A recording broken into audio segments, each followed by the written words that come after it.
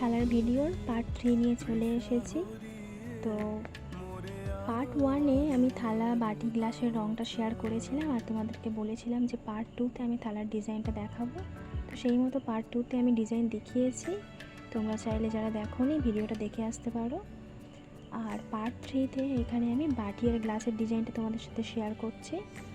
তো আগেও বলেছি যে এখানে 5টা বাটি ছিল আর একটা মাছের বাটি ছিল, টোটাল 6টা বাটি আর একটা গ্লাস ছিল। তো থালার মতো করে এখানে বাটি গ্লাসের ডিজাইনটা করেছি। ডিজাইনটা কেমন হয়েছে পুরো সেটটা তোমরা কিন্তু কমেন্টে অবশ্যই জানিও আমাকে। আর ভিডিও দেখার জন্য তোমাদের সবাইকে অসংখ্য ধন্যবাদ। ভালো লাগলে সবাই একটা লাইক করে দিও আর সাবস্ক্রাইব করে দিও। ততক্ষণের জন্য টাটা।